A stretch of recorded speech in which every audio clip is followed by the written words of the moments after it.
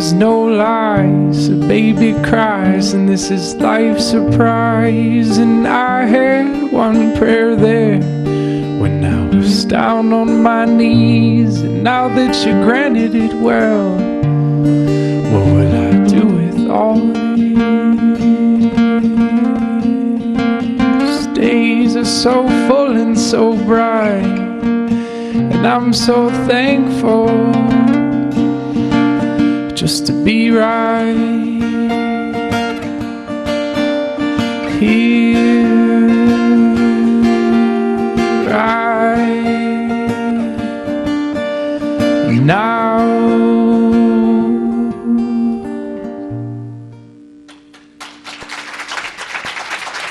Thank you. Thank you.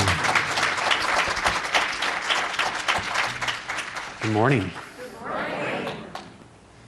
You're so well behaved. They never do this. So thought I had a time warp or something. I didn't know what happened. The tryptophan is still kicking in a little bit, isn't it? Oh, good. It's all right. I can adjust. Life is good. I trust you had a wonderful Thanksgiving.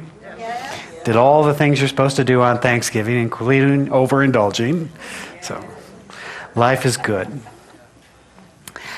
I'm so grateful to be here this morning and to just be in the living presence with you. I was fortunate to go away for a few days and spend some time in Sun Valley and just stayed in a beautiful home with beautiful art and beautiful little elk that would make their little beautiful elk noises to each other, and it was really an amazing experience. And see friends, do the whole thing, and just realize once again, how blessed we are, how grateful we are to experience this thing called life.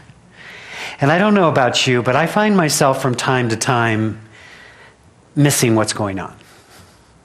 You see, Thich Nhat Hanh, who has written over 100 books on peacefulness and being present, wonderful Buddhist monk, said the miracle is not to walk on water. The miracle is to walk on the green earth, dwelling deeply in the present moment and feeling truly alive. To dwell deeply in the present moment and to feel truly alive. And what I remember is that unless I'm dwelling in the present moment, I'm not fully alive. That I have a tendency from time to time to allow myself to live in the past or in the future. Projecting what could happen, might happen, will happen, should happen, won't happen, right? Or being bound by where I've come from, or living from a state of memory. And what a wonderful spiritual practice it is to practice mindfulness.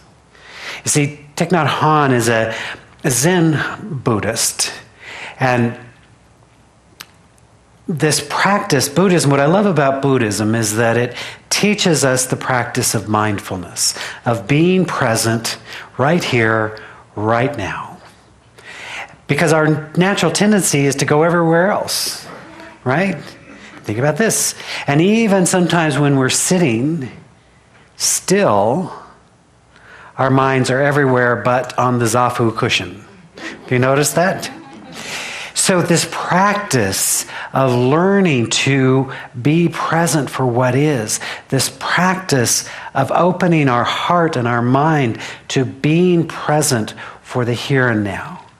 For it is therein that all of the blessings lie. And so it reminds me that we are called to love everyone and everything. And when we can expand our way of being to a state of grace, to a state of openness, to a great state of realization of this one divine life that is living itself through us right now, then we see with new eyes and hear with new ears. We see new possibility. We see the greater reality. Ultimately, enlightenment or awakening, or whatever you want to call it, is simply being present for what is. And as I said, for most of us, we are so distracted by all of the things, all of the thoughts, all of the activities, all of the things. And even now, as we're moving into this season of light and joy, some of us have lists a mile long. Now, I didn't even see the TV, so I know there's all kinds of crazy stuff going on. But I'm always sort of intrigued by this idea of Black Friday. I don't know if anybody got killed at the mall or anything this time, but, I'm always kind of intrigued by that, like, all right, let's get on with it. Let's get to shopping.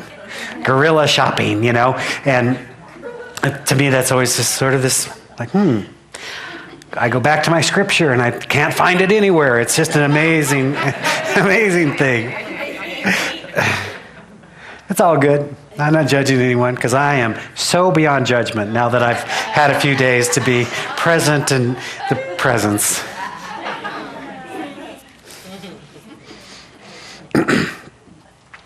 So I was reflecting on this idea of the three laws of co-creation. And I know I've spoken to this before, but in case you've lost your notes, I will review for you. So the first law of co-creation is the law of gratitude. That which we are grateful for will increase. It can't help but not. And so the spiritual practice of being grateful for what is right here, right now.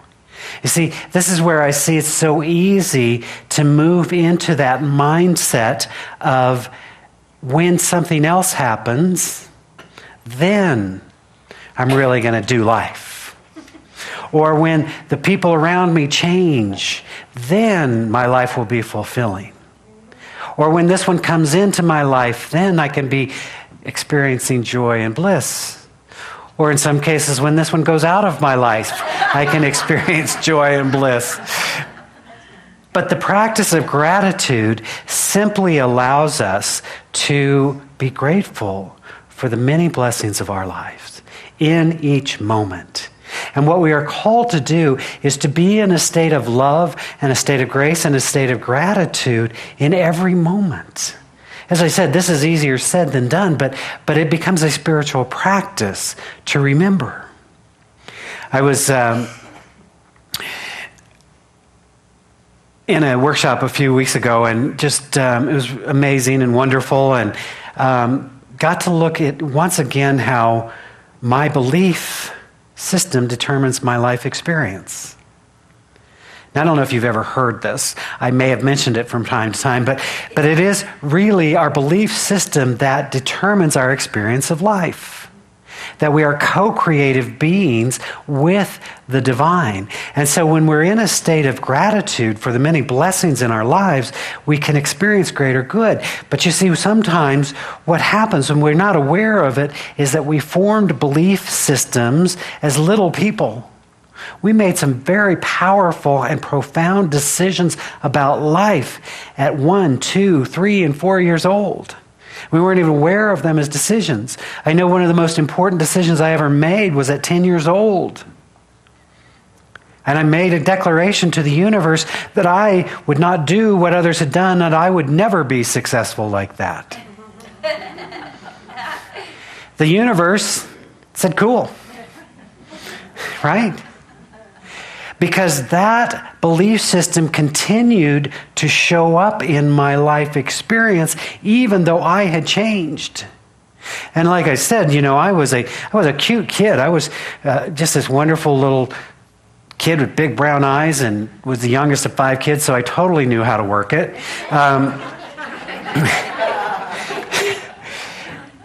Everybody loved Marty, What Marty wants, Marty gets. It was cool. It's a great life. But you see, so that was a great little kid. But I'm not sure that today I want that kid running my finances. And that's the problem with the belief systems. They don't necessarily grow and evolve with you. They stay stuck in a story of what happened. of the decision we made. And they're unconscious, so we're not sitting around thinking, wow, how can I screw up my life today? But we are playing out of a belief system that is naturally repelling our greater good if we don't make it welcome.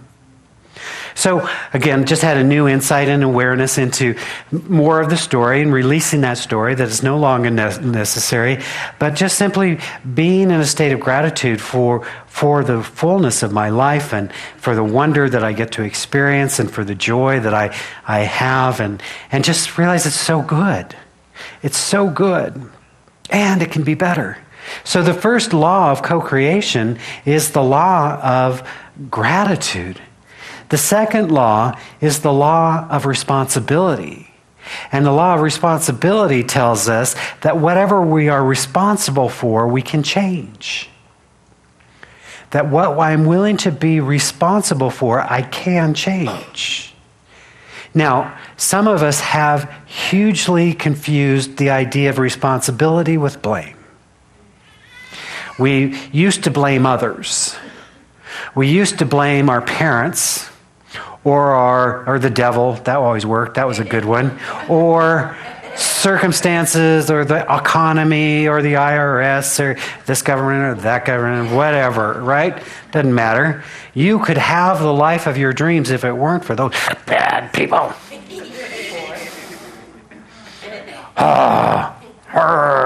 Right? But the law of responsibility says I have to be willing to be responsible for my life being the way it is. And so what we see is that as young people, we had life modeled to us in a way. Some people taught us how to live a rich and fulfilling life. Others taught us how not to.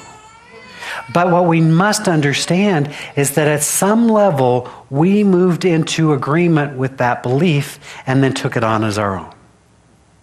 It was not a preordained idea, but because someone said, this is how it is, we said, oh, cool, that must be how it is.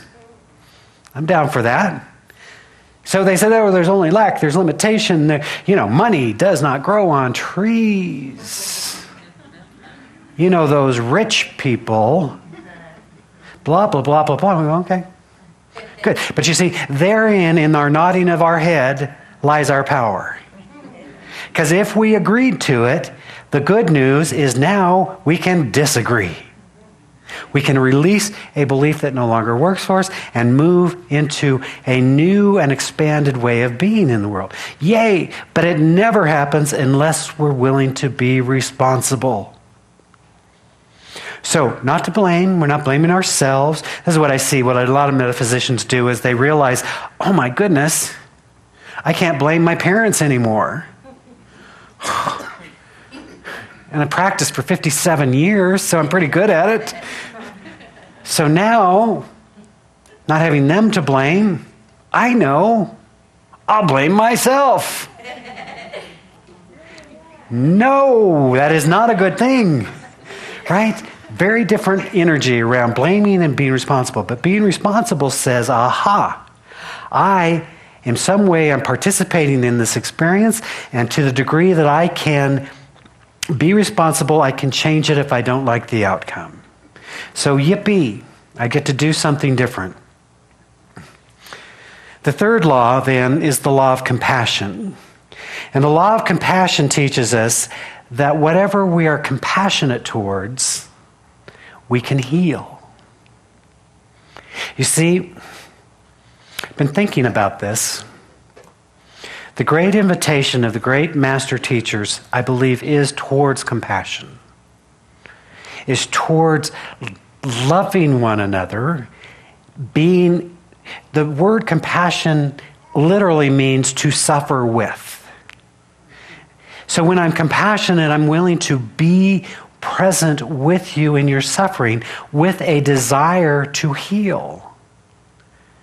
Now, it sounds better on paper than it does in real life. As I said, I'm in this workshop for 3 days downtown, and so every day I got to go downtown, and it's always one of those intriguing things that you have this gorgeous mall with all kinds of stuff, Lots of cool stuff, and it doesn't matter how much money, you can still spend it there, If you got a watch, you can get a better watch. So there's this wealth and sense of, wow, we live in an abundant universe. And then in the midst of that, then there's a lot of people that have no jobs and no money walking around that. So I was practicing being awake. Because I don't know about you, but I just as soon avoid homeless people. You probably don't do that because I know you were far more in line, but sometimes I just I don't want to be with you when you're suffering. Right? I want you to be well. Can I just pray from over here? I'll just stand over here and pray for you, for your highest and furthest good. And you know that prayer, right? That's a great way to be a metaphysician, right? I'm just going to sit in my nice warm home and be, know the truth. But I thought, I'm just going to be awake. I'm just going to be awake. And so I was outside. I was walking towards this lovely young woman came up to me, and she looked normal, so I didn't even know she was homeless, She just snuck up on me. And she said to me, is there any possibility you could help me with some bus fare? I looked her in the eye. I said, yes, I can. It's coming out of a seminar about wealth. Of course I can. And so I gave her $5 and looked her in the eyes. And as I looked her in the eyes, she was tearing up. Of course, it takes nothing for me to tear up. All of a sudden we're having this moment, and I'm thinking, for $5 I get to have this? And I thought about it. I thought, it was not the $5. It was the being present with another. So I thought, what a gift. What a gift she gave me. A little later, I ran into somebody else that had a wonderful story, and I was like, yes. And then a little later, I was like, okay, that's my budget, because I was also learning about budgeting. It was like, I'm done. I've given, so it's okay to have a boundary. And another person came up to me and said, can you help, And I looked him in the eye and said, I'm sorry, I can't help you today. He was like, oh, okay. And I thought, you see, this is part of being awake. This is part of why we don't want to be present with somebody, because, gosh, if I acknowledge your pain, now I'm going to feel guilty, and I've got to feel like my codependent self needs to fix that for you. Here, what do I have? Right? Am I the only one that does this? Am I just, okay, you have a moment, judge me now, get it out of the way, right? Because it's like, that suffering with thing, But we can still make our decisions and keep our heart open. So for me, this great lesson of compassion is willing to be with another with my heart open. And I thought, wow, do I get to have opportunities to practice right now? There are people saying crazy things. If you've watched, there's an election going on. People get crazy, in election season. It's just amazing. And again, I notice what I want to do. I want to close my heart and make them wrong. Now, so can I keep my heart open? I don't have to agree, but can I keep my heart open? You see, I was thinking about this. I have this unique job. My job is to keep showing up and saying, you know what? You are powerful. You have the whole spiritual universe that's got your back, that is working itself through. You are a co-creative being with the divine. And that if you can change your belief, you can change your experience, you can become more, you can have more, you can experience life more fully. This is my job. This is what I do. Right? And then people are like, oh, yeah. But every once in a while, I have practical, realistic people that want to remind me that, sure, that's all good and fine to be a touchy-feely, irrational person. And they'll usually make some declarative statement, but I live in the real world. I always loved that. So enough of the touchy-feely, woo-woo stuff. Let's just tell it how it is. And I just smile and I love them because I used to be like those people, living in the real world. And it wasn't great. Because what I believed came to pass. And so now, not only did I have a belief system, I had lots of evidence to support my belief system. But when I changed, then I came to experience a greater understanding of that we literally are all making our lives up. We are experiencing life according to our own belief. And so if we change the belief, we can have a different experience. But then, in doing some research, I looked at this, because, people like this compassion thing, whatever. But I looked it up, and it says, while cynics may dismiss compassion as touchy-feely or irrational, scientists have started to map the biological basis of compassion, suggesting its deep evolutionary purpose. This research has shown that when we feel compassion, our heart rate slows down, we secrete the bonding hormone oxytocin, and regions of the brain linked to empathy, caregiving, and feelings of pleasure light up, which often results in our wanting to approach and care for other people. So, to those naysayer people, I say unto you, I have science on my side. I have research that says being a kind, compassionate, caring person is biologically necessary. It is biologically necessary for the furtherance of the race. It's in our DNA to do so. And if you think about it, it only makes sense. There's something within the drive of a species for its greater good. Something genetically within us has said it's important that we care for one another. Now, I know we live in a time that appears to have great chaos, wars everywhere. Pick a place on the map, there's a war going on there, it seems like sometimes. We have these ideas and ideologies that are not based on religion, but are based on other things, right? And you say, well, the world is a mess. But I've reminded, many teachers have spoken to this idea. If you think about it, that when there's a paradigm shift taking place, when there's a new way of being that's emerging in consciousness and therefore in the world, there is this movement towards the whole, but the old order of things feels the necessity to hold on, to grasp to what is. You may have even done this in your own life. When some new part of yourself is emerging, and you're starting to get a sense of your greater possibility, and you're kind of get a sense of like, wow, I could really have the life that I want. And some part of you then says, oh, no. Remember what your grandma told you? About those kind of people, those arrogant people, those people that go first in line. You know about them. Don't take too much, right?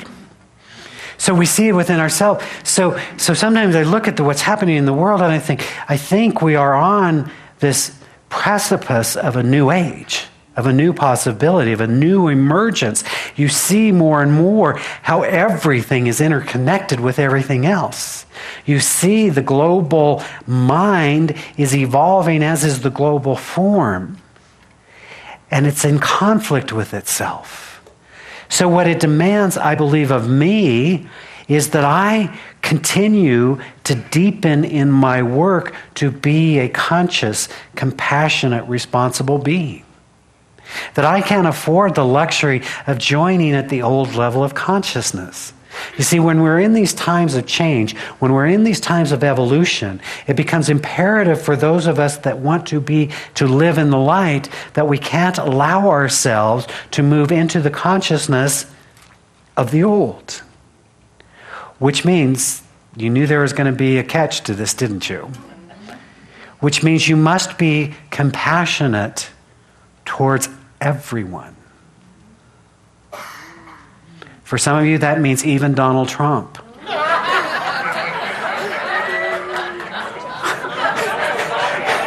Practitioners, would you come forward for a moment, please? Let's just have a healing moment. I just saw some people kind of doing it. It's too much. It's too much.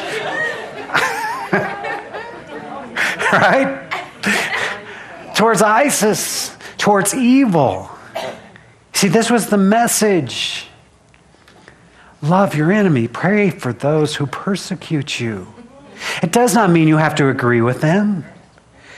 It does not mean that you have to embrace their ideology. But it does say you will not withhold your love. So then I find that all of those individuals who are showing up in my life, teaching me where I have dark places within my own consciousness, they're not teaching me anything about them. They're teaching me where I have dark places in my consciousness. Am I willing to bring forward light? Am I willing to bring forward love? Am I willing to bring forward compassion towards all? Ernest Holmes said to us, he said, we need spiritual experience, a first-hand knowledge of life and reality. There's no medium between God and humanity, nothing between life and living, nothing between heaven and hell, but an idea. But an idea has no real value until it becomes an experience. You see, a lot of us have great ideas. Some of us love to sit around and talk about Course in Miracles. Love is the only thing that's real.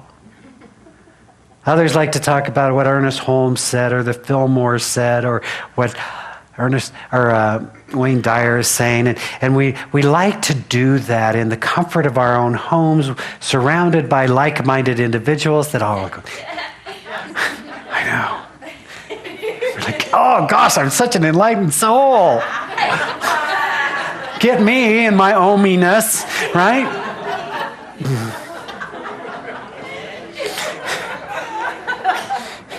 And then Thanksgiving dinner comes. And someone is invited with a different or alternative point of view.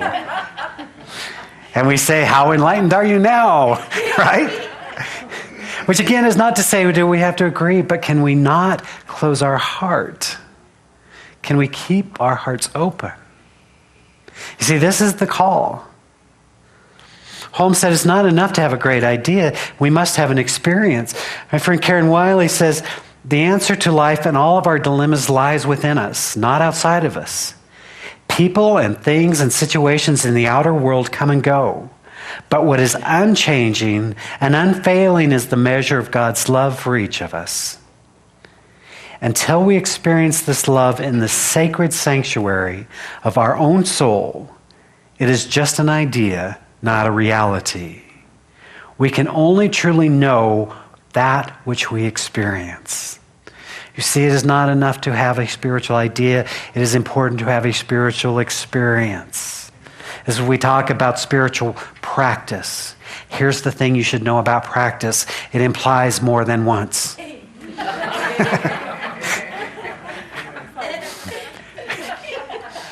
Right? Over and over and over, we enter into the inner state. Karen says, in the inner communication with the divine, the indwelling spirit becomes the fire and the passion that lights up our life and sources all of our decisions and informs us through our own intuition. It becomes a sacred dance, a unique experience of surrender, of faith and trust that quenches all of our thirst and supplies us all of our needs. So we turn within. We listen in stillness. We turn to the ground of being, which is only love, which is only truth, which is only wholeness. We open our hearts wide. We open our minds to new possibilities. And then we re-engage and re-enter into the world with an expanded sense of self and therefore expanded sense of other. The great possibility that comes forward for us when we start remembering these laws of co-creation, that in each and every instant, in each and every moment, we are a vessel for greater good to come forth.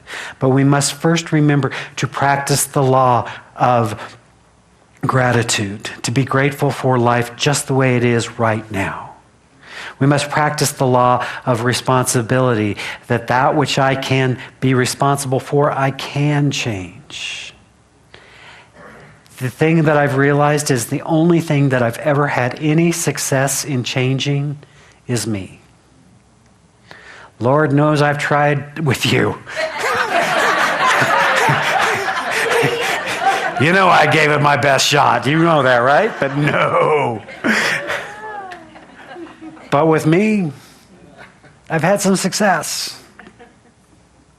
And funny how when I was able to change myself, how different you looked. Just an observation.